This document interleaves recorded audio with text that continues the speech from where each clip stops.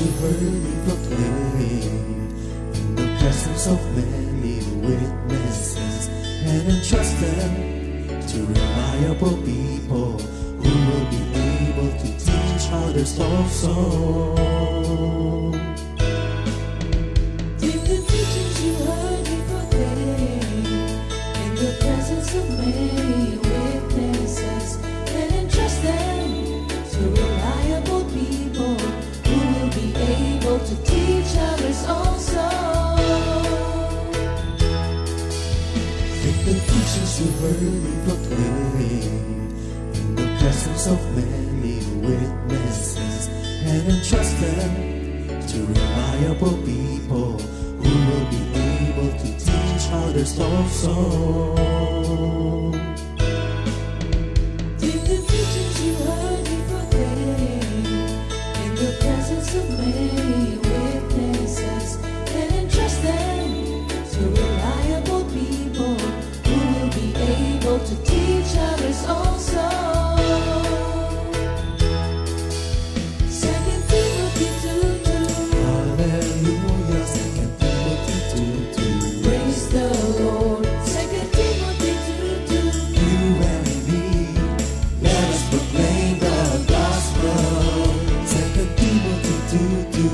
Hallelujah. Second Timothy 2:2. Praise the Lord. 2 Timothy 2:2.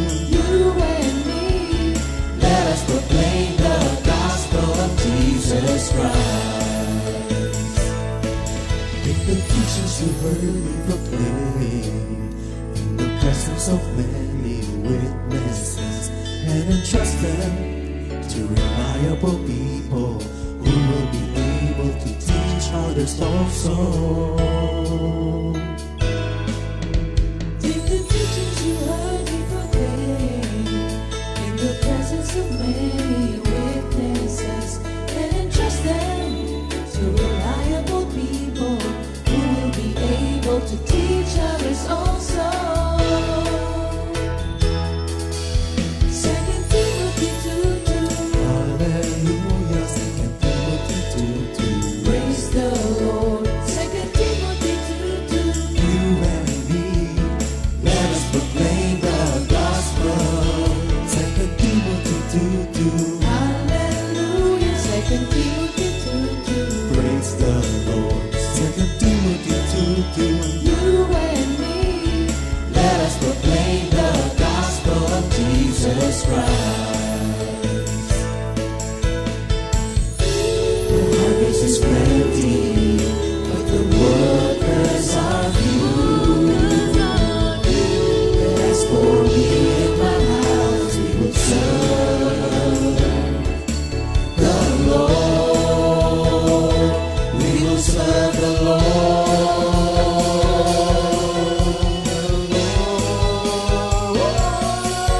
Second Timothy 2:2. Hallelujah. Second Timothy 2:2. Praise the Lord. Second Timothy 2:2. You and me, let us proclaim the gospel. 2 Timothy 2:2. Hallelujah. 2 Timothy 2:2. Praise the Lord. 2 Timothy 2:2. You and me, Let us proclaim the gospel of Jesus Christ. 2 Timothy 2:2.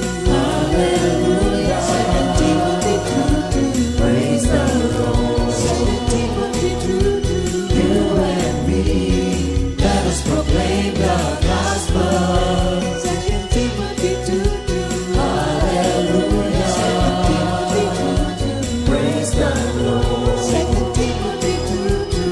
You and me, let us proclaim, live on this day, delighting the Lord for His goodness. Let us proclaim, live on this day, delighting the Lord for His goodness.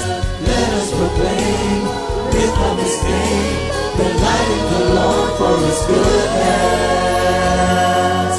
And He's God.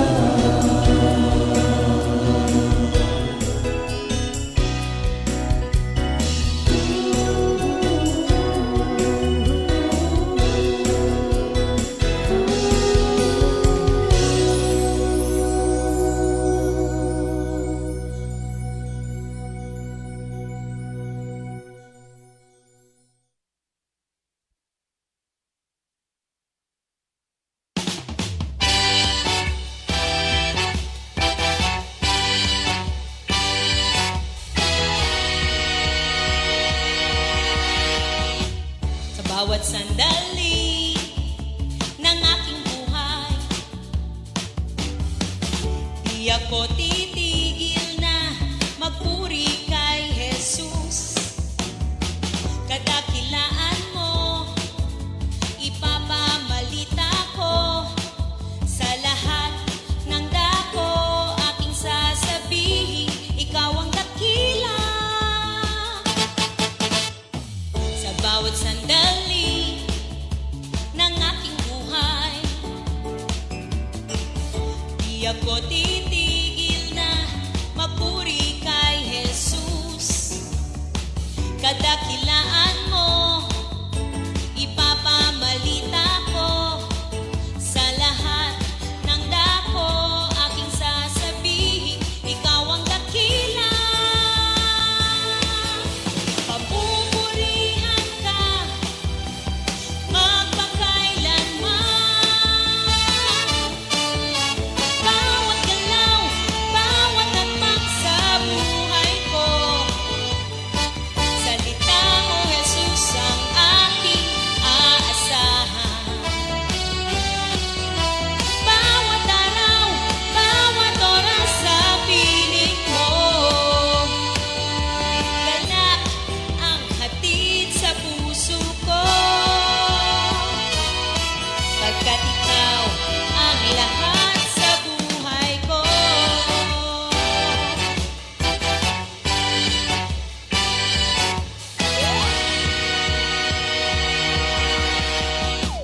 Sa bawat sandali ng aking buhay, hindi ako titigil na magpuri kay Jesus. Kadakilaan mo, ipapamalita ko, sa lahat ng dako aking sasabihin, ikaw ang dakila. Sa bawat sandali ng aking buhay, hindi ako titigil na magpuri kay Jesus.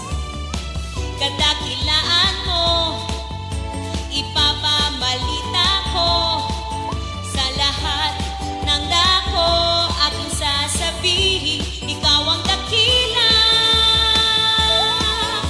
Papupurihan ka magpakailanman. Bawat galaw, bawat hakbang sa buhay ko, salita mo Jesus ang aking aasahan. Bawat araw, bawat oras sa piling ko, galak ang hatid sa puso ko, pagkat ikaw ang lahat sa buhay ko. Bawat galaw, bawat hakbang sa buhay ko, salita mo Jesus ang aking aasahan. Bawat araw, bawat oras sa piling mo, galak ang hatid sa puso ko, pagkat ikaw ang lahat sa buhay ko.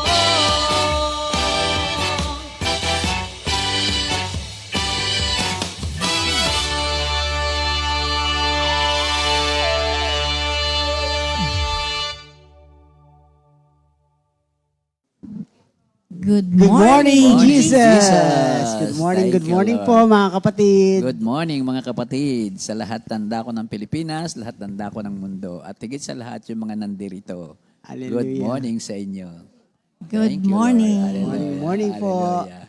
So tayo magsisimula na tulad ng dati. Atin mo na pong basahin yung memory verse for the week. At ito ay taken sa 1 John 5:4. Minister? Memory verse of the week, 1 John 5, verse 4. Whatever is born of God becomes the world, and this overcomes the world. Ulitin po. 1 John 5, verse 4. For whatever is born of God overcomes the world. And this is the victory that has overcome the world, our faith. Our faith. Amen. Thank you, Lord. Sa Tagalog naman, Sister Cora. At sa Tagalog naman, sapagkat napagtagumpayan ng mga anak ng Diyos ang sanlibutan at nagtatagumpay tayo sa pamamagitan ng pananampalataya. So, 1 John 5:4, sapagkat napapagtagumpayan ng mga anak ng Diyos ang sanlibutan at nagtatagumpay tayo sa pamamagitan ng pananampalataya. Purihin ang ating Panginoon.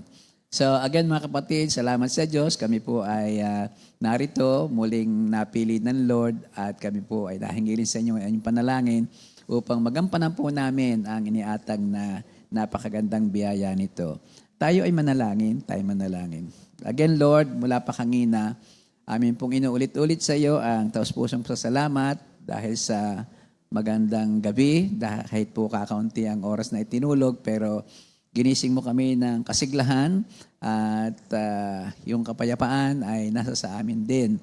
Maraming salamat na muli nga sa pagpili mo sa amin at kasama po namin nga si Minister Ali upang kami po ay magbahabahagi ng aral na tinuro mo sa amin tungkol sa iyong banal na krus kung saan doon nagsimula ang aming salvation. So gamitin mo po kaming tatlo, o banal na Espiritu, magnahan mo po kami, sabihin mo po sa amin ang ikalulugod ng Ama at lalo na po sa pagsasabuhay namin ng lesson na aming mapapakinggan. Lord, again, this is all for your glory. In Jesus' name we pray. Amen. Amen. Thank you, Lord. So again, Minister, tayo muna ay ang ating pong pag-aaral ay hango doon sa 1 Corinthians 1:18-25. Ito nga po itong call doon sa banal na krus ng ating Panginoong Hesus. Bago ang lahat, meron bang mga early birds na dyan? Ay, opo. Ayan, thank you, Lord. From Bulacan, ang ating Nanay Yolanda Dalangin. Yan. At sa galing pa po ng Italy, Sister Victoria Anangilan. Nanangilan. Yan, ang ating kapatid, si Sister Marisa Wichi. Ayan po. At ang taga-Talim, si Brother Boyet Ceremonia. Yan, natutuwa po ako kasi nag-outreach ang ating mga kapatiran sa Talim. Ako po kasi naka-assign doon ngayon. Oo. At nakakatuwa at napakarami nilang prayer meeting, morning devotion po. Praise the Lord. So again mga kapatid, yung po mga hindi na naulit ay binabati po namin kayo ng isang pagbati ng kagalakan at salamat. Kayo po ay kabahagi at kami nga po inyong ipagpipray sa kasalanan ng aming topic ngayon. So sa lahat ng taga North, East, West, South, lalo na po yung magdiriwang na mga anniversary at pati po dito sa amin sa Batangas, mga kamag-anak, mga kabatchmate, kami po yung mayroon ng reunion no Saturday at nakakatuwa lahat ay yung pala ay pag pinasahan mo ng ganitong mga ipinasa mo sa kanila yung ating schedule na to ay nakikinig, thank you Lord, at nababanggit nila yung tagumpay na nakukuha nila. So without further ado, brother, tayo aawit muna. Hiniram na awitin sa labas na may kaugnayan sa ating topic, the Holy Cross of Jesus Christ. Lord, I lift your name on high. Lord, I love to sing your praises. I'm so glad you're in my life. I'm so glad you came to save us. You came from heaven to earth to show the way from the earth to the cross. My debt you say, from the cross to the grave, from the grave to the sky. Lord, I lift your name on high. Lord, I lift your name on high. Lord, I love to sing your praises. I'm so glad you're in my life. I'm so glad you came to save us. You came from heaven to earth to show the way from the earth to the cross. My debts you paid from the cross to the grave, from the grave to the sky. Lord, I lift your name on high. Lord, hallelujah. Praise the Lord. Thank you, Lord. Muli, Lord, i-bless mo po ang pagbabasa ng banal mong salita sa pangalan ng Jesus. 1 Corinthians 1, 18 to 25. Sa verse 18, ang mensahe tungkol sa pagkamatay ni Kristo sa krus ay kahangalan para sa mga taong napapahamak. Ngunit ito ay kapangyarihan ng Diyos para sa ating mga naligtas, sapagkat nasusulat, sisirain ko ang karunungan ng marurunong at gagawin kong walang saysay ang katalinuhan ng matatalino. Ano ngayon ang kabuluhan ng marurunong na mga tagapagturo ng kautusan ng mahuhusay na debatista sa kapanahonang ito?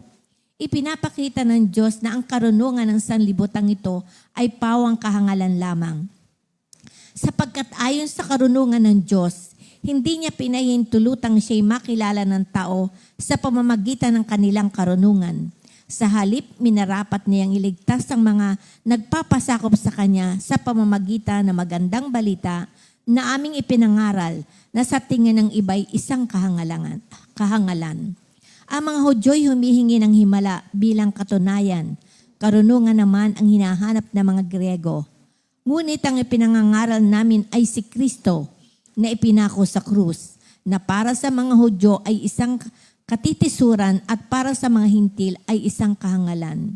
Subalit ang mga tinawag ng Diyos, maging Hudyo o maging Griego, si Kristo ang kapangyarihan at karunungan ng Diyos, sapagkat ang inaakala nilang kahangalan ng Diyos ay karunungang higit pa sa karunungan ng tao, at ang inaakala nilang kahinaan ng Diyos ay kalakasang higit pa sa kalakasan ng tao. Ang salita ng Diyos. Thank you, Lord. Purihin ang Diyos. 1 Corinthians 1, 18 to 25. So ito nga po tayo mga kapatid, ang pag-aaral po natin ay kabahagi pa rin ng ating series tungkol doon sa provision ng ating Panginoon sa kanyang mga mananampalataya. Noong pong nagdaang linggo, 2 linggo, nakakaraan, 2 Martes na. Nung unang Martes, ating pong tinalakay ang tungkol doon sa the great name of our Lord Jesus Christ. Ito'y hango sa Philippus 2, 9 to 11. At naulit po natin doon, pabayaan po ninyo ulitin ng kaunti ang recap para dito kasi ang tatlo pong ito'y magkakaugnay.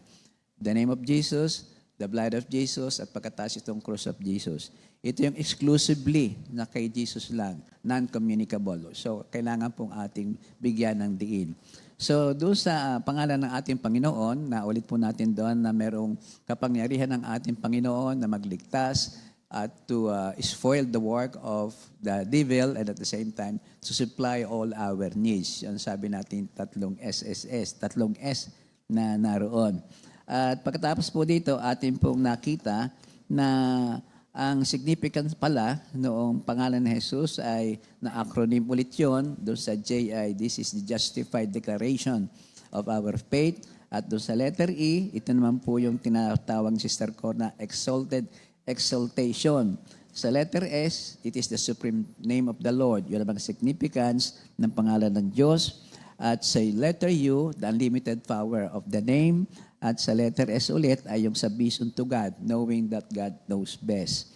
So, ang highlight po ng pag-aral ay natuon din doon sa do not use the name of God in vain. Kasi para bagang out of anything else, parang bigla-bigla nating nagagamit ito. Ang sinasabi lamang ay pakaingatan. Kasi not all are authorized. Meron tinatawag kasi na parang spiritual na forgery at dapat ay alam natin na tayo believer of Christ, tayo born again At yun lamang. Otherwise, walang visa at the same time, baka kalaunan ay nagagamit na ito sa ating sariling kapakanan, not on the will of God, kaya nagiging isang kasalanan na paggamit ng pangalan ng Diyos at ito ay hindi karapat-dapat.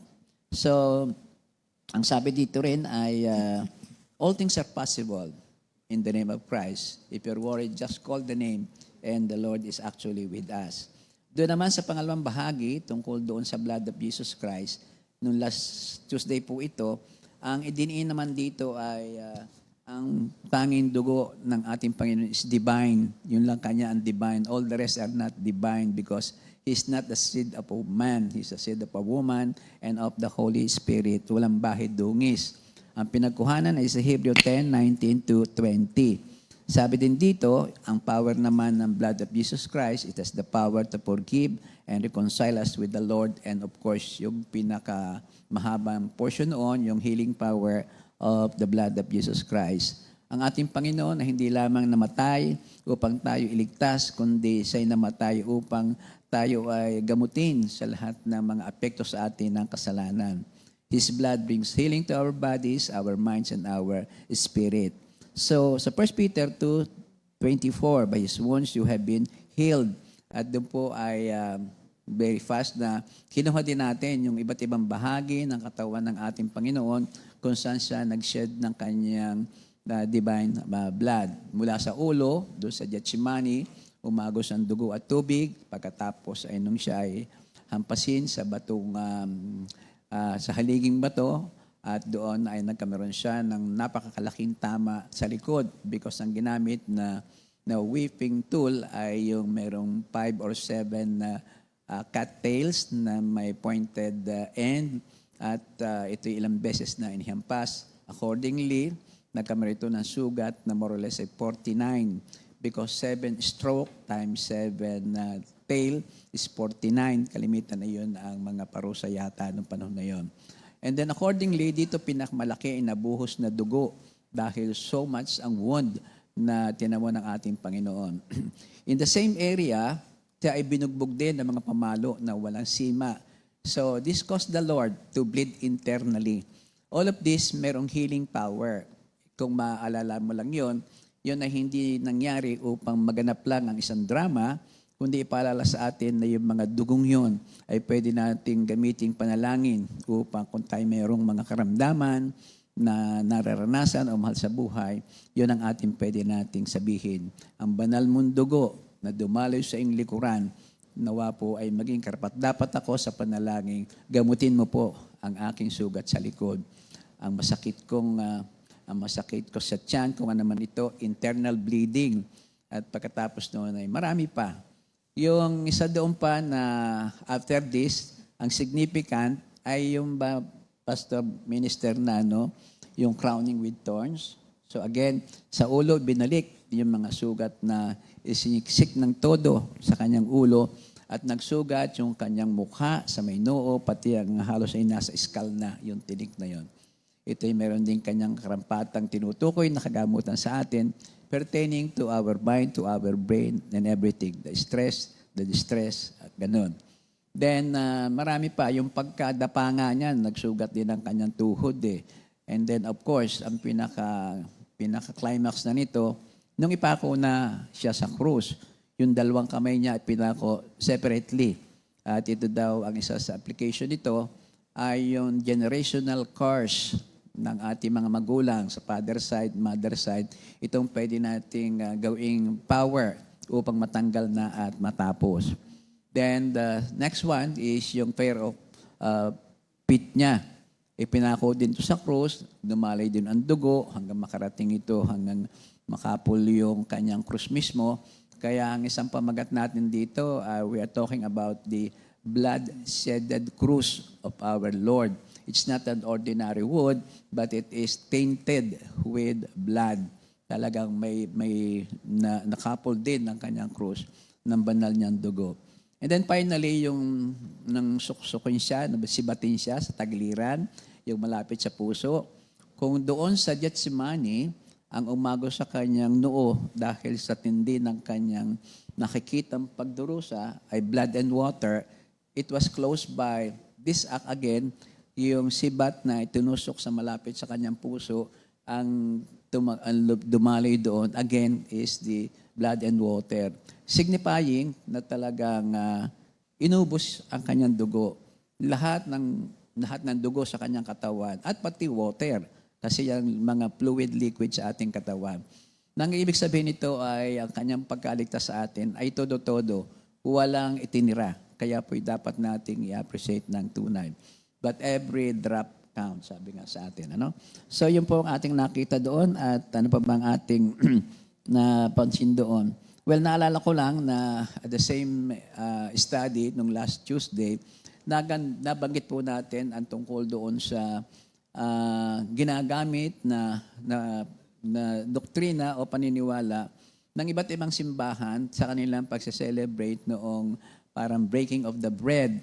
Meron po doon, including the Catholic Church, yung kanyang transubstantiation, kung saan talagang kanilang pinaniniwalaan na yung tinapay at alak ay talagang naging dugo at katawan ng ating Panginoon. There are other religion outside of the Catholic Church na ang kanila naman yung kumbaga sa parehas, yung dugo at saka yung tinapay, na naroon yung alak at saka tinapay, remains the same composition ng element ng tinapay at saka ng dugo. But at the same time, kaya sabay, ito rin naman ang tinapay, ang dugo at alak natin Panginoon. There is another one, which I think is ako mismo, thank you Lord, sa aking paniniwala na ito naman ay para bagang, this is just in memory. Katulad sinasabi doon sa Acts at saka doon po sa pangsinulat ni Pablo na we are doing this in memory of the Lord Jesus Christ para hindi natin makalimutan ang ginawa niyang suffering. Let us pray, God's willing, ito po ay pwedeng ma-discuss natin doon sa ating covenant meeting para po tayo nagkameron din ng panibagong direksyon, panibagong special activity sa ating mga fellowship. Let's pray. God's willing, yun po ay mapapatungkol tayo doon sa topic na yun. So, at this time, naroon na po tayo sa ating tinatawag na main topic, which is the cross of our Lord Jesus Christ.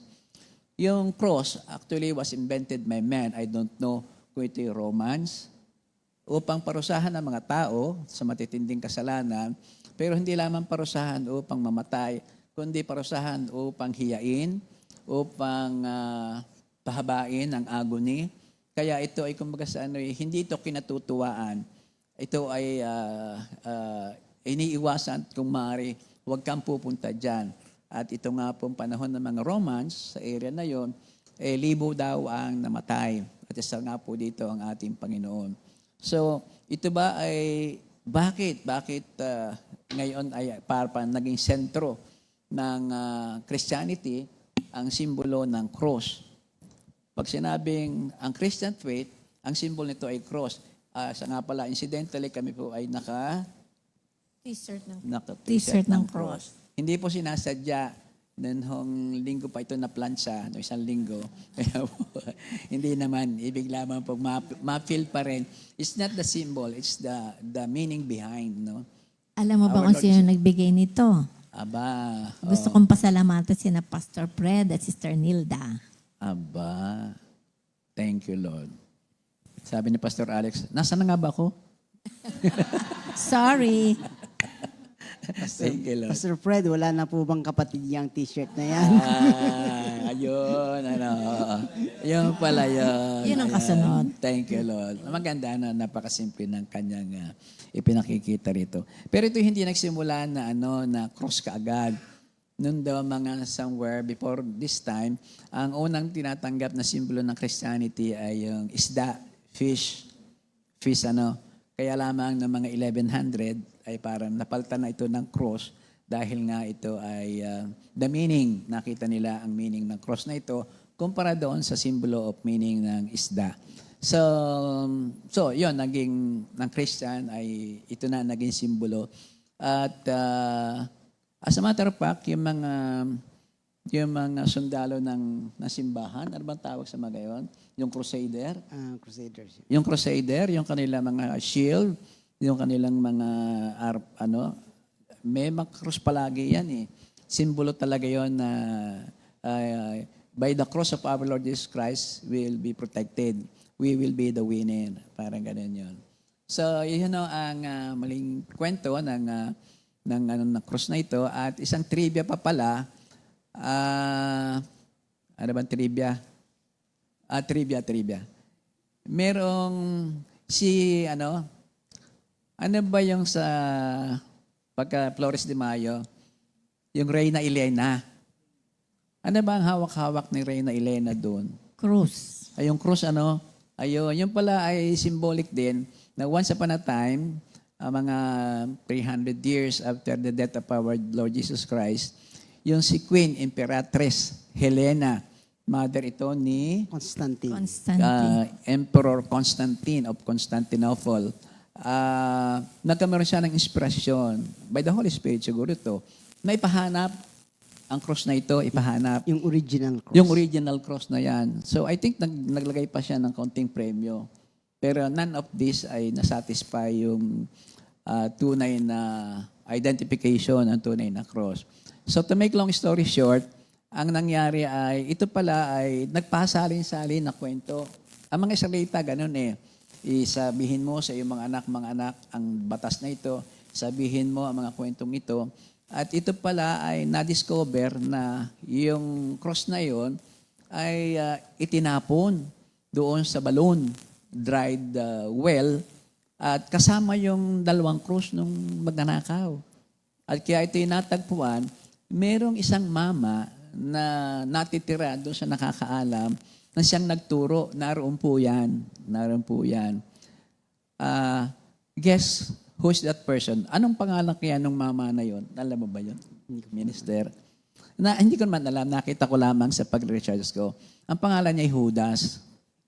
Judas, among the many names. Wala naman sa pangalan yun. Isa lang naman yung medyo nagkamali. Pero marami naman ay magandang record. So, itinuro niya, doon ho itinapon, doon sa balon na yon. Ay di may takip na yon. So, pinahukay. Nakita talaga 3 pirasa. Ang objective pala, kaya doon ibinaon, ay para hindi na matagpuan o para hindi na gamitin ng mga apostles para maging battle instrument nila. Ito ang cross ng aming Panginoon. Yun pala ang objective. Pero meron pa mamaraan si Lord at ito ngayon nakita. At para malaman, 3 kasi yung cross na yung minister eh. Para kung sino dito talaga ang kay Lord. Alin sa kanila. So, ang nangyari yata ay merong isang babago pang namamatay na bago ilibing ay doon na idinaan, immediately ang pagbuboril sa kanila, no? Tapos ipinatong 1, 2, 3. Doon sa patatlo, bumangon yung patay. So in other words, automatically, ito ang cross ni Jesus Christ. At nakita pa rin doon yung mga tuyong dugo kahit pa ganong katagal na, 300 years ago. Doon man sa kabila, meron ding ilang dugo kasi dinugo rin yung dalawang dalawa na yon. So yun namang maikling kwento na talagang merong krus. At ang nangyari ay pinaghati-hatian, sister. Yun yatang horizontal ay dinala sa Constantinople. Yun namang isa, nagpatayo siya ng simbahan doon, the Church of the Sepulchre, iniwanan. Meron lang isa na naman nangyari. Ang nangyari, lahat ay nakibalato. Yun nakikuha ng a portion of kinukulwit at sabi nga meron pa nga daw ilang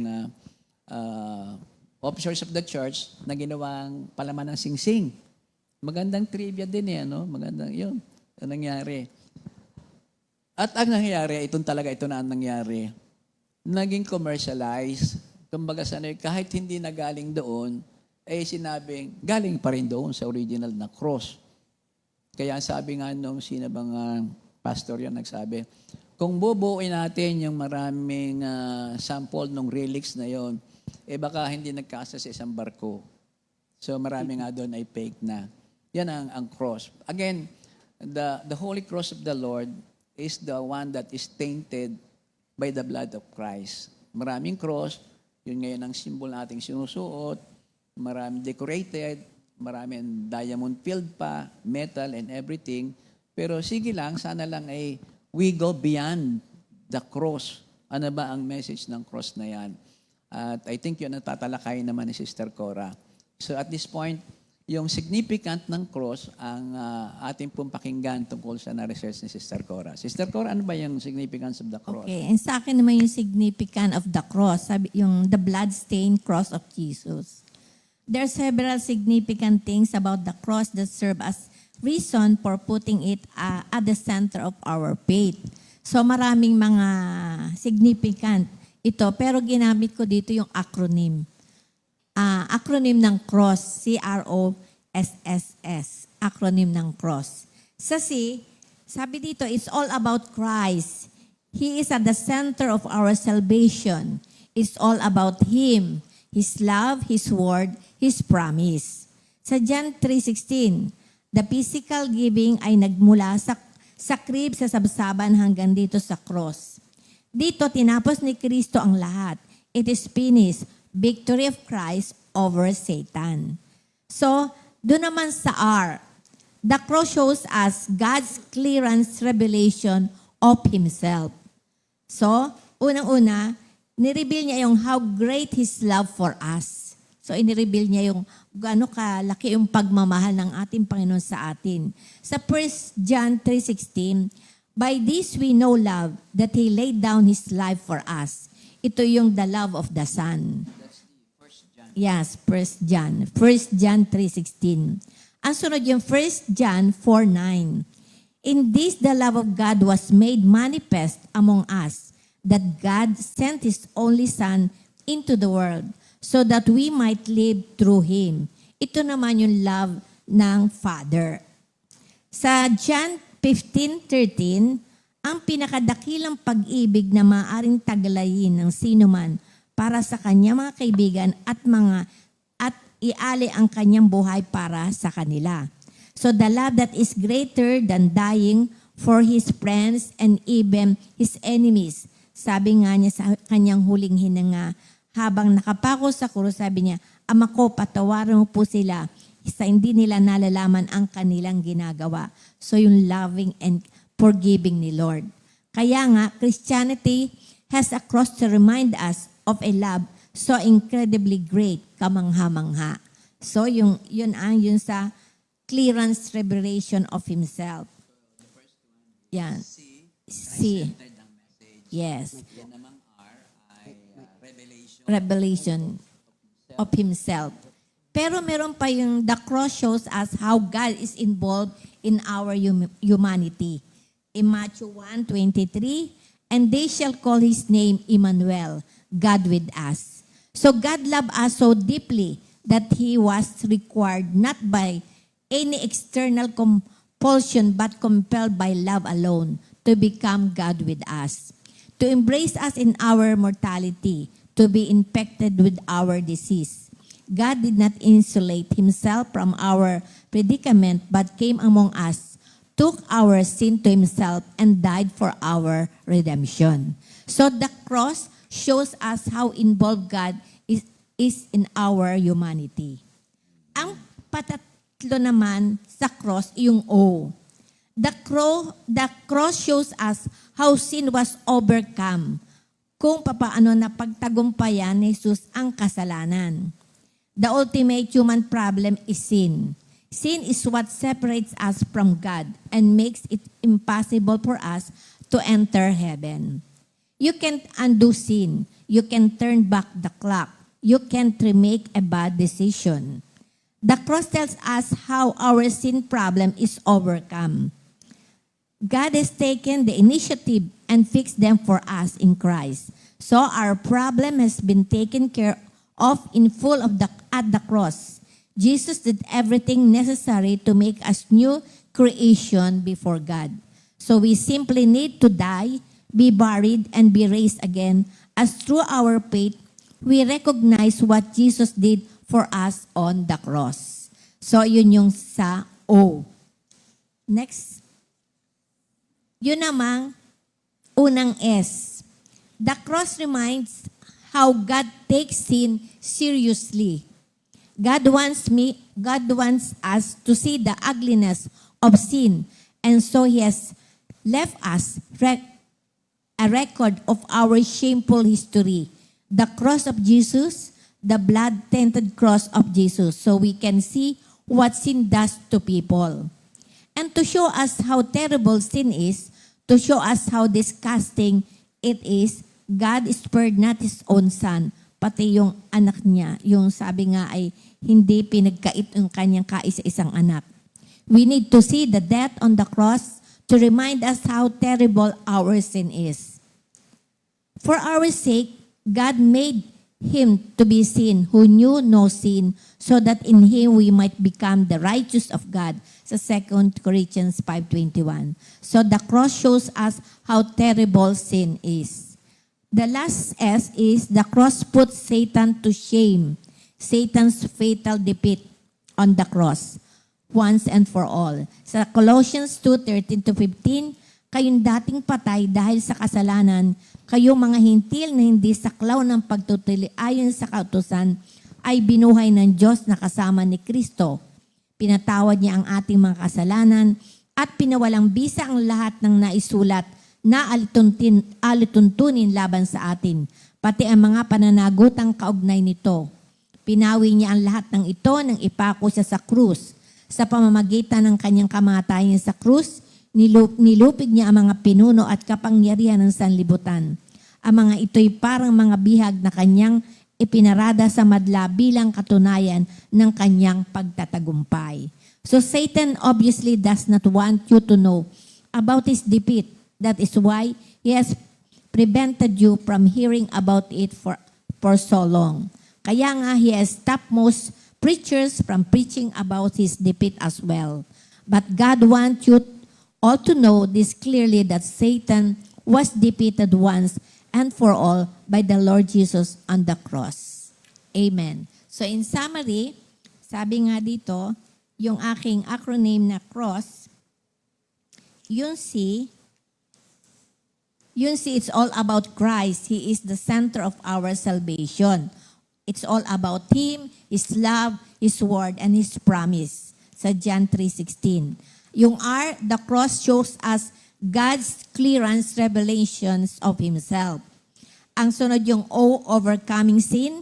The cross shows us how sin was overcome, kung paano napagtagumpayan ni Jesus ang kasalanan. Yung unang S, the cross remind us how God takes sin seriously. And last S, how the cross puts Satan to shame. Satan's fatal defeat on the cross once for all. Thank you, Lord. Thank you, Lord. Hallelujah. So, that's the significance of the cross. It reminds us all the works of our Lord Jesus Christ. Kaya sabi natin kanina, whenever we see the cross, use the cross, let us go beyond. Huwag yung cross na lamang. Ang sabi ng isang mangangaral, I forgot the name, doon sa exorcism, di ba, kung minsan may ginagamit na cross na ganyan, it will have no effect.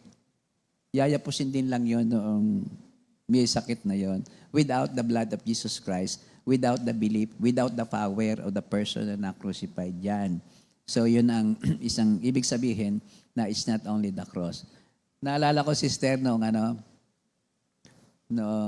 lockdown, di ba nagka-project tayo? Yes. Oo. Ano ba yung project na yun? Nung lockdown, si Pastor walang ang ginaisip niyang gawin. Bumili siya ng yung bang makinis na kahoy sa Wilcon, and then ginawa niyang krus. 2 malaking krus ang ginawa niya, tapos yung mga natira, maliliit na krus para sa mga kwarto. Doon naman, sabi ko nga sa kanya, nakagawa ka nga ng 2 krus pero hinika ako. Kasi nilagari niya yon noong Hindi. COVID pa noon. Imagine, COVID, doon ako nagkahika. Takot na takot ako. Sabi ko, naku, baka may COVID na ako dahil nang hindi ako makahinga. Yung pala naalaala ko. Amen. Yung kanya nilagaring krus, yung yung parang Dust. Yung soda. oo, yun ang nalanghap ko. Kaya nauli ko lang yan. Glory to God naman ito. Ano ba yon? Hindi siya nga may asthma. Idiniin ko sa kanyang dibdib yung cross. Hindi pa rin nagaling. Nakakatuwa naman yung maliliit na cross na ganyan, naging panregalo. Kaya lamang until now na mabasa natin ang message, it must be the message of the cross, not the physical wood. Parang ganun. So kung kapoy mapapapasyal sa aming mga bahay, sa aming mga anak, mga kapatid, makikita po niyo yon. Puro cross sa amin. Kumita Sabi ba nga tayo ng doon? mga apo ko, Daddy, parang simbahan na itong ating bahay. Hindi naman. Kumita pa tayo doon, sweetheart. Para hindi nalogi pa. Hindi naman. So, glory to God, glory to God. Kaya lang naulit is because of that. So, meron kasing mga talagang naging collection pa nila ang mga cross. Meron talagang metal, may mga diamonds pa. At mahirap, kumbaga, kung hindi mo lang ang message of the cross. One time, I experienced something like, yung pa ang isa pa pala. Ano ba yon? Naka-experience ako na may nagtanong sa akin, Pastor, pwede bang ilagay ito dito sa ganito? Sa ating chapel? Sige, pwede naman yung crossbricks daw. Nung madala doon, para bagang nakita ko, meron pang tao representing Christ, our Lord Jesus Christ. So, I prayed, I paused for a while, at ako'y humingi ng dispensa. Sige, brother, pasensya ka na because ang aking conviction sa ganyan ay kung maaari ay wala na larawan na nakadipang tao na halos ay hubad. In as much as possible ay wala na yon, dapat i-cross na lamang yan. Because our Lord has risen, nakaakyat na siya. At hindi ko maisip yung, paano ba yun, maghapon, magdamag, nakadipa siya doon, kung talagang yon ang spirit.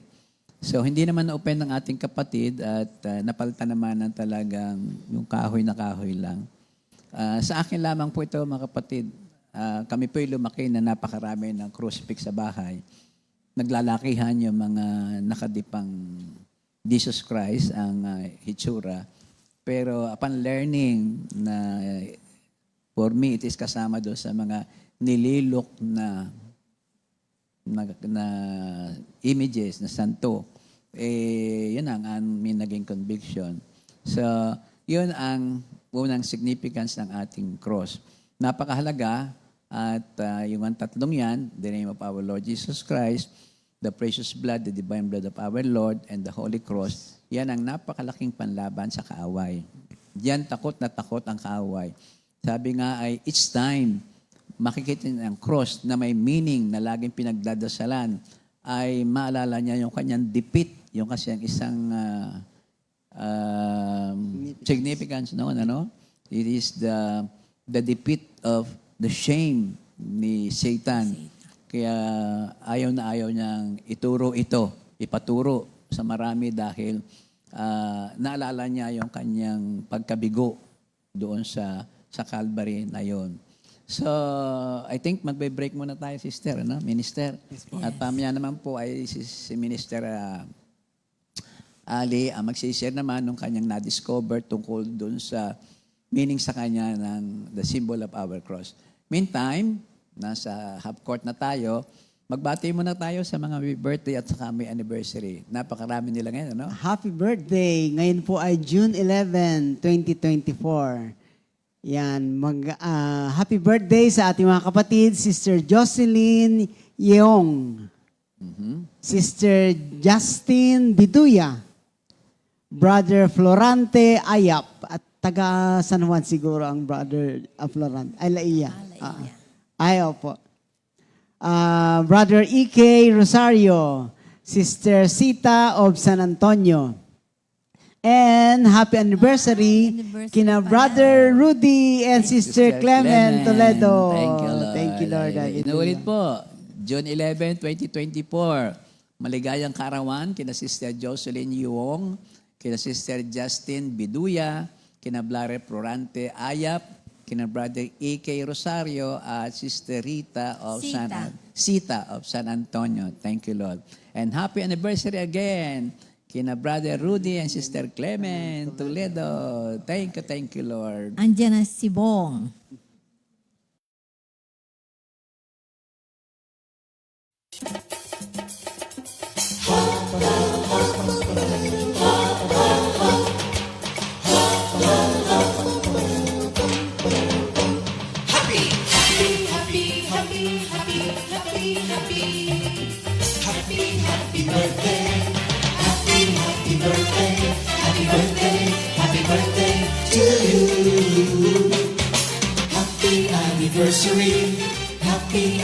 anniversary.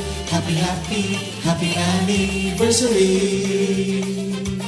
Happy anniversary. May the good Lord bless you. May the Lord's light shine upon you. Happy anniversary to you. Happy, happy birthday to you.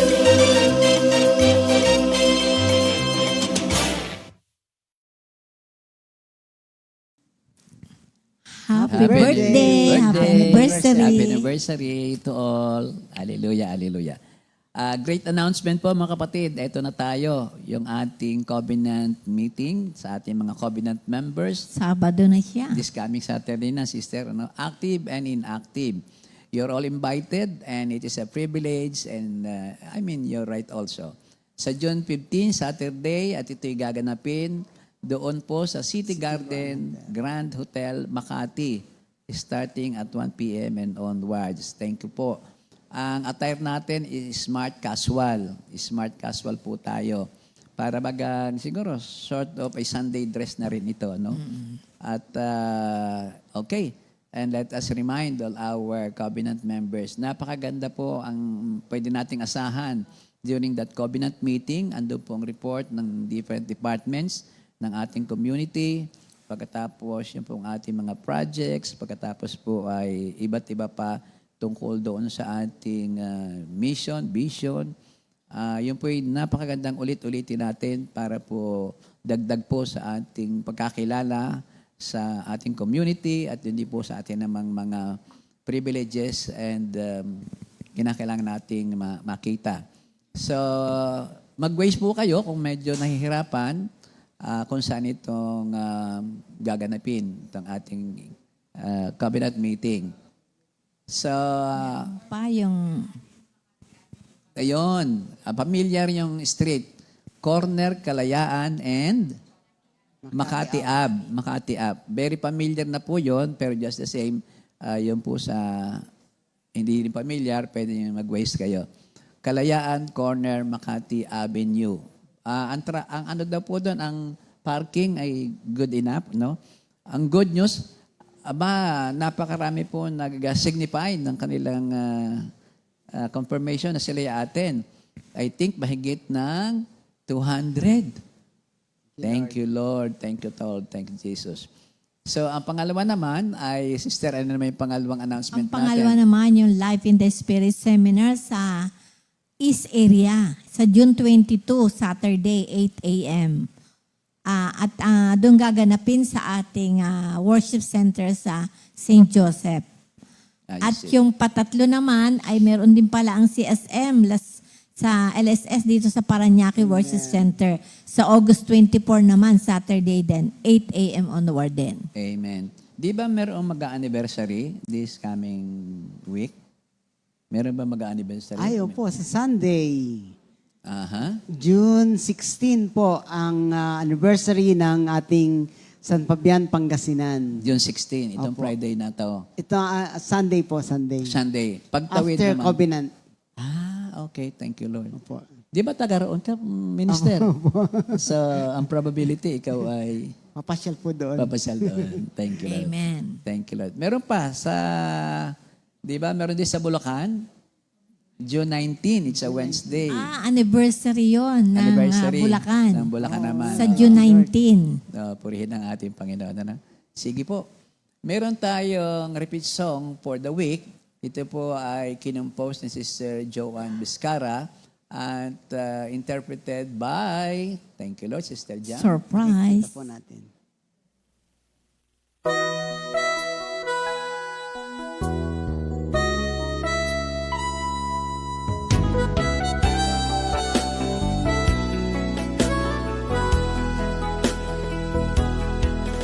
Kung minsan may mga gabi hindi makatulog sa dami ng isipin. Kung minsan buong magdamag, puno ng bagabag ang puso't isipan. Nababatid mo ba kay Jesus may pag-asa? Buhay mo'y pinupuno ng sigla at ginhawa. Si Jesus ang dahilan ng bawat tagumpay. Siyang Diyos ng ating buhay.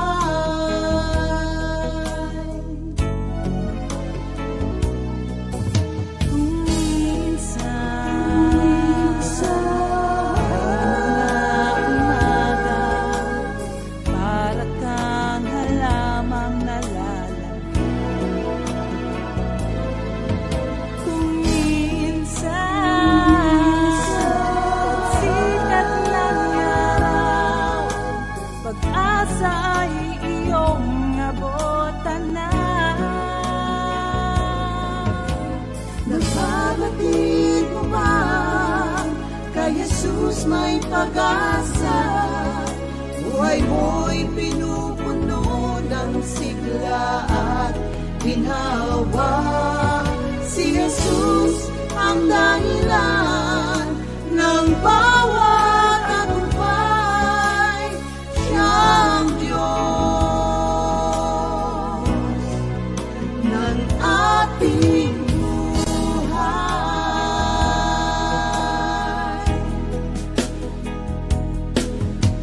Mali sa kala mo, kaya mo ang lahat.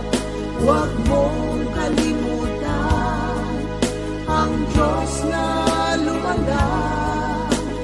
Siya ang daan, buhay at katotohanan. Nag-iisa siyang Diyos ng ating buhay.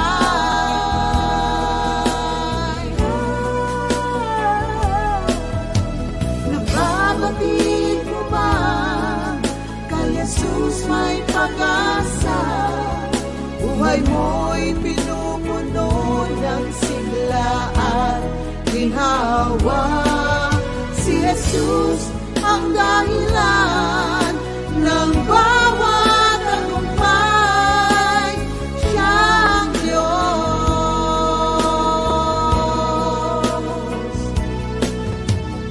Siyang Diyos.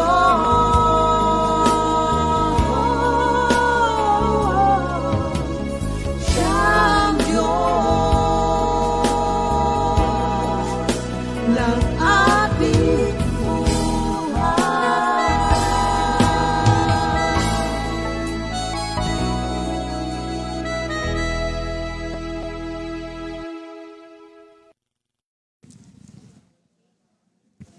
Thank you, Lord. Lord. Hallelujah. Napakagandang Ang ganda, awitin. ang ganda.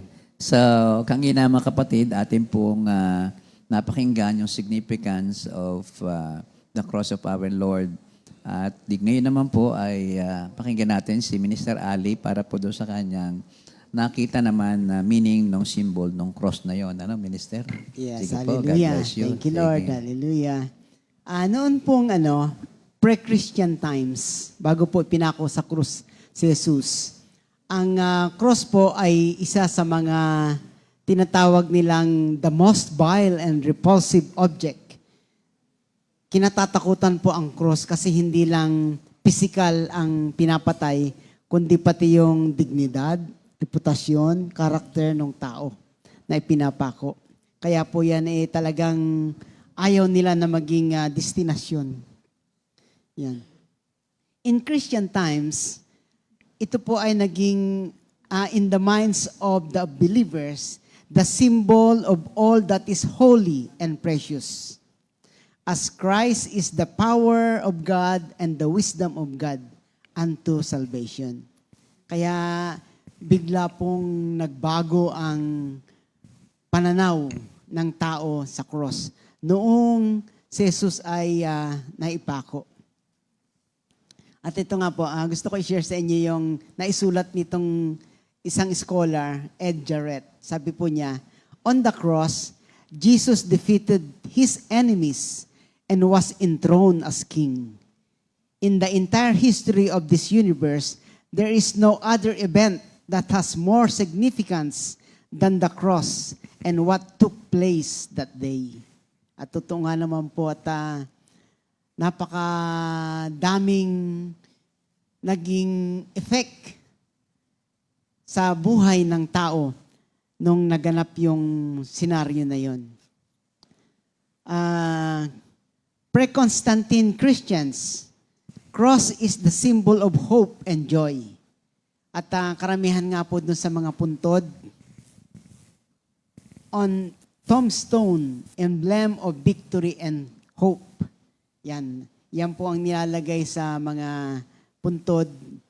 At ito ay sinisimbolize niya ang victory and hope.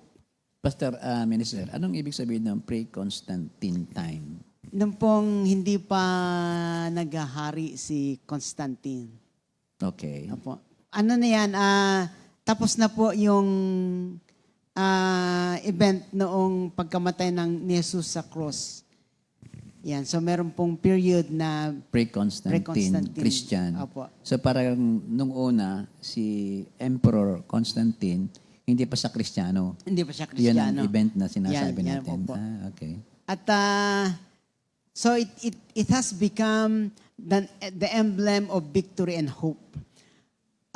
Kaya lang po, nung nag-set in na ang superstition, nagamit ito as sacred charm.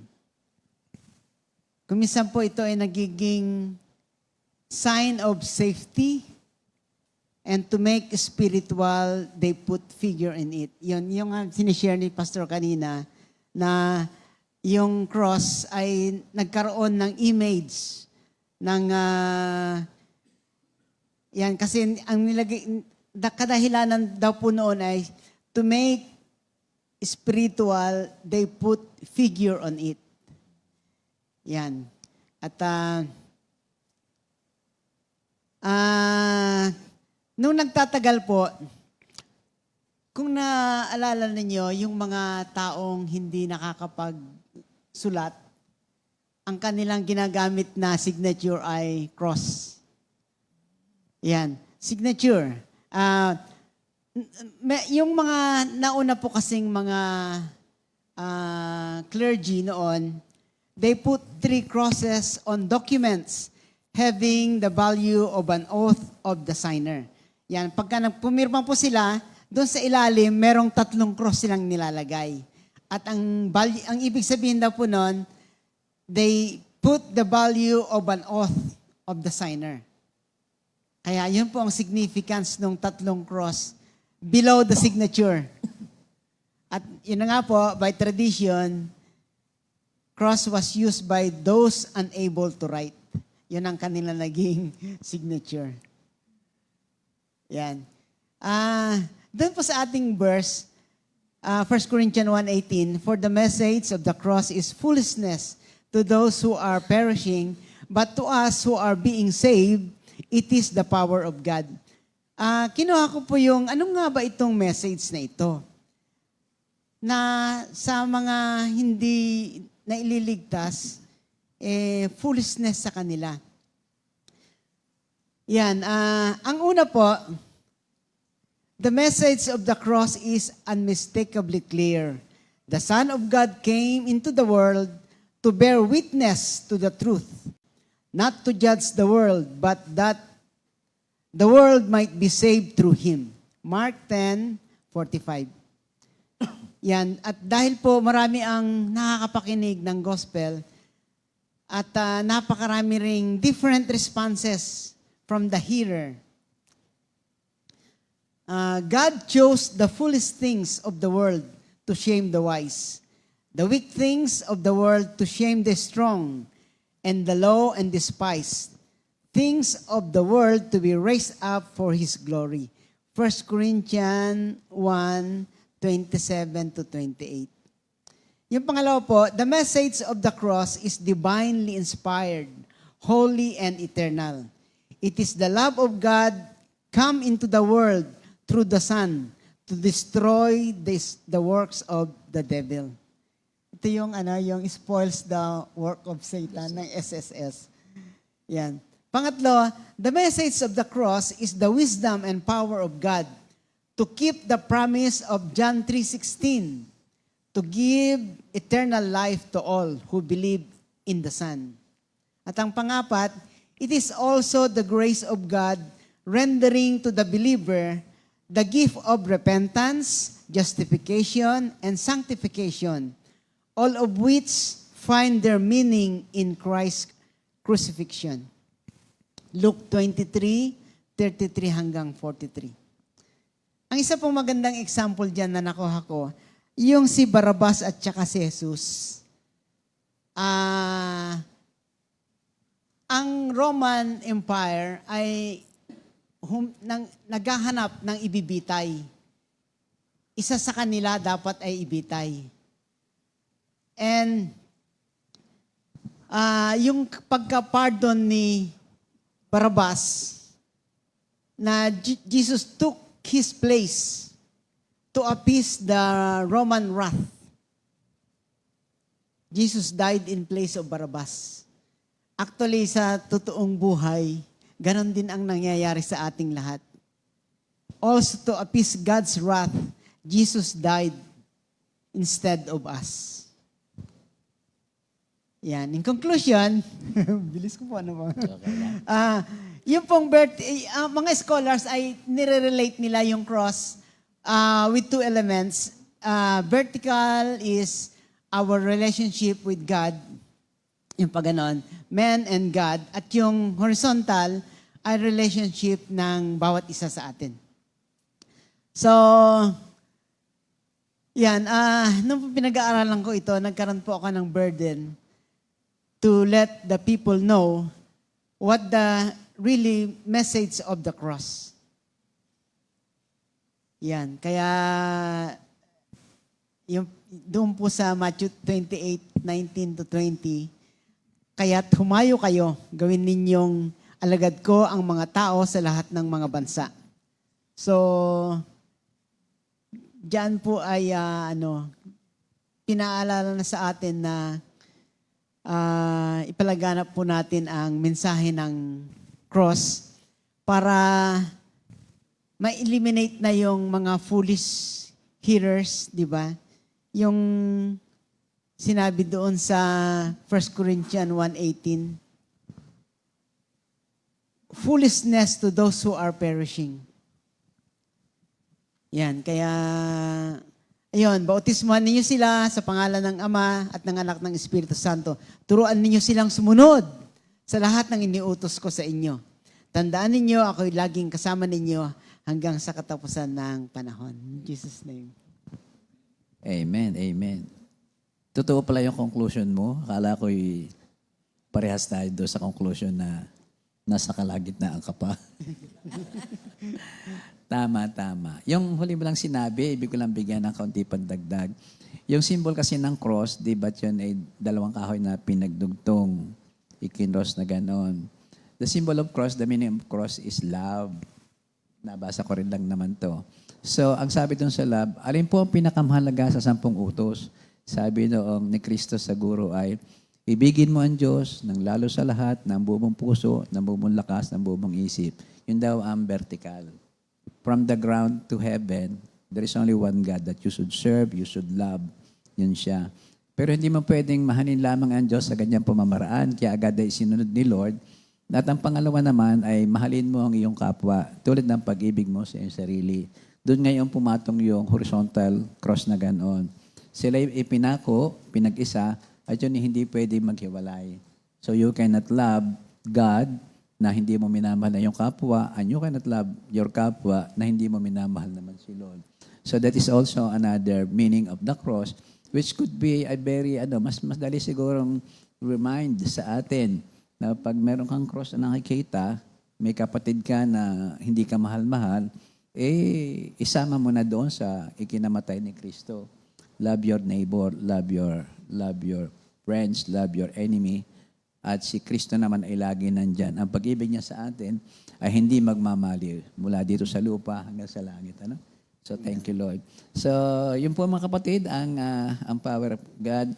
ang power of the cross. At yun lamang sa 1 Corinthians 1:18 na yun ang gusto ho nating balikan. So napansin po natin na ang pagkakasabi doon ay ito ay katalanyuhan sa tunay na matalino. Ang mensahe tungkol sa pagkamatay ni Kristo sa krus ay kahangalan para sa mga taong napapahamak, ngunit ito'y kapangyarihan ng Diyos para sa taong mga naliligtas. Ito ay kamangmangan sa hindi naniniwala, pero ito ay kaligtasan sa mga nananalig sa ating Panginoon. Dalawang tinutukoy doon sa grupo ng tao na hindi naniniwala o para sa kanila'y kamangmangan. Ang mga nakikinig sa kanya noon ay walang iba kundi pareho mga Hudyo at saka mga Hintil. Among the Hintil na nandoon, actually yung mga Romans, kasi thank you Lord, at yun ay ang tunay na mga Hintil. Para sa mga Hudyo, ito ay kamangmangan dahil hindi ito ang kanilang inaasahan eh. Paano yung Diyos na magliligtas sa kanya ang isang Mesiya? Una sa lahat, ipinanganak sa sabsaban. Pangalawa, ito na siya. Ipapako sa krus, ipinako sa krus, at ito na nga sinasabi mong isang kahiyahayang kamatayan. Ang krus ay nariyan upang ikaw ay pahiyain, at ito ang hatol doon sa pinakasukdol na ang kanyang kasalanan, pinaka sa mga kriminal. Sa katunay, katabi nga niya yung left and right, pareho silang So, hindi po pwedeng maging ganito ito. Hindi po pwedeng paniwalaan yung pagkamatay sa krus nung ganitong tao. Paano tayo ililigtas niyan? Samantalang siya, hindi niya nailigtas ang kanyang sarili. So, it reminds us again, yung dalawang nakapako sa kanyang kaliwa, sa kanyang kanan. Yung isa mismo nagsabi, kung talaga ikaw ay Diyos, bakit hindi ka ako at saka tayo umalis dito, iligtas mo ang ating mga sarili. So, hindi ka panipaniwala para sa kanila yan. And then, ang isa pa rito ay, ay yung pride nila, yung ego. Can you imagine, nasasabihin ikay makasalanan, kung ikay mas pariseo, alam mo naman ang batas, lagi mong inuuri na ikaw ay isang righteous. So, it is offending to them. Yun ang ibig sabihin ng mensahe ng krus. Kung ako'y pupunta sa isang relihiyon, isang simbahan, pagkatapos ang simbolo nito, isang krus, na sobrang baba at sobrang kapahamakan ang idinudulot, hindi na ako dito. Doon ako sa, kumbaga sa iba, class ng kaunti. So, yung kanilang pride, yung kanilang ego, natatouch. Kaya hindi nila matanggap ito. Ang pangalawang grupo, yun namang mga Hintil. Kung mga Romano ang ating tinutukoy dito, ang mga Romano ay iba yan. Bukod sa yung talino nila na iba, sila naman ay more nagbabaw sa power. As a matter of fact, many of their gods are power gods. Kung ikaw ay sasabihin sa kanila upang kanilang paniwalaan, at least kahit for the moment, dapat ito yung isang may kapangyarihan na tinutukoy. So, hindi po pwede. Pwede bang yan ang maging tagapagligtas at ang cross na yan ang maging simbolo? Hindi po pwede. Sakop nga namin ang bansa niya Inaalipin nga namin Kami pa nga ang pumatay sa kanya So, there is a rejection. Stumbling block ito. What offensive. And then also, but that is also, hindi lamang ng panahon na yon. Pati sa mga panahon daw na ito, ay nagaganap ito, hindi katanggap-tanggap yung sinasabi na ang Kristo na namatay sa krus, ang siya magliligtas sa atin. Paano nga mangyayari yan? Namatay nga, mahigit ng 2,000 taon, hindi pa nabalik, ayon na rin sa kanyang pangako. So, wala. Tayo? Hindi katanggap-tanggap. Doon sa masyadong legalistic, masyadong pinalalakad ang kanyang talinong na nakuha sa school o di kay karangalan na natanggap sa lipunan, hindi yan katanggap-tanggap. So, in this case, doon ngayon pupunta yung talagang, yung Great Commission sa atin. Kaya dapat tayo ay lalong magsumikap na yung mensahe ng cross ay ating maipalaganap sa kalahatan sa Israel, sa Judea, sa Jerusalem, sa Judea, at saka Samaria. Dahil nga, ang message ng cross, yun ang dapat nating idiin. Hindi, anak ko, ito ang gift ko sa iyo, isang cross na kwintas. Kundi, ano ba ang message niyan? Hindi ang message niyan is how to become healthy, how to become successful, how to be the best of your life, buhay na ganap at kasyasya. Hindi dapat ganon ang mensahe ng ating cross. It is the word of the cross that Jesus Christ came to die on the cross to pay for our sins. Yun ang cross. Dapat yun ay lagi ng kaakibat pag nakikita ang cross. Ang aking Panginoon ay namatay dito, kusayan, upang ako iligtas, siya'y namatay, at ako ay kanyang babalikan. Yun ang dapat mapadiin sa ating pagsasabi tungkol dito. So, we cannot omit, hindi tayo pwedeng magbawas nung kabigatan nung naganap doon sa krus na yon. Sometimes kasi, para lang maging katanggap ka uli sa pagpupulong tungkol sa religion, sa faith, parang pinalalambot, okay din naman. Kung sa akin lang, iyan. Pero kung sa palagay mo ay hindi ka dyan, di kung saan ka maluwang. Basta importante, ikaw is at peace with God.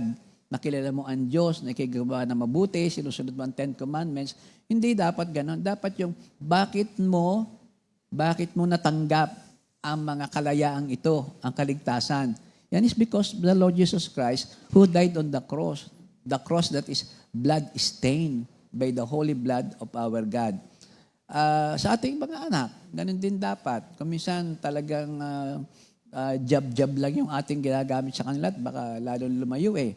Ang ibig sabihin dito it's about time. Hindi lamang milk, kundi hard food na rin ang ating ibibigay sa kanila. Para hindi na sayang ang cross na ating pinag-uusapan. So, ito mga kapatid, ang ating dapat na pag-ukulan ng pansin. Ang sabi pa ay, pagka nawala ang cross, ang message of the cross, ay parang tinanggalan mo ang isang katawan ng bone, ng skeleton. Minsan, nababasa mo ba yun? Kasi ang cross, para bagang yung buto ng tao, skeleton ng tao. Subukan mong tanggalin ang buto ng tao, skeleton ng tao. Ano mangyayari sa ating katawan? Hindi makakatayo. Hindi ito pakikinggan. Hindi ang kahawig ng ating Diyos kung saan tayo kinreate sa kanyang image. Dapat it's strong and that it stand by the power of our Lord Jesus Christ. Ganon din ang gospel. Ito rin ang dapat na maging bone and skeleton of the gospel. So, this must be our commitment to proclaim the word of the cross. We need to be mindful about this as we deal with our children, yung sinasabi natin kanina. So the power of the cross ay dapat nating ulit-ulitin. Doon sa verse 18, ang sabi doon ay, but to us who are being saved, it is the power of God. Tayo mga ligtas na, the cross is the power of God, symbolizing the power of God.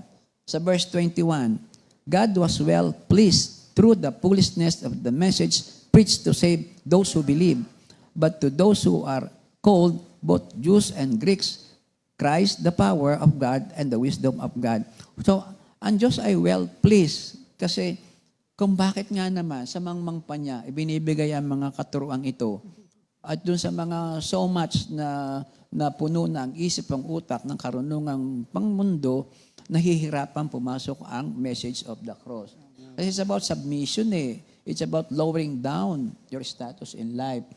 Kaya ito ang dapat nating pagpilitan. At tayo may malaking responsibilidad, mga believers of Christ, mga soldiers of our Lord Jesus Christ. Sa Bible, napakaraming inuulit tungkol sa power of God for our salvation. Doon sa Romans 5:9, says that we are justified by the blood of Christ on the cross and saved from the wrath of God through it.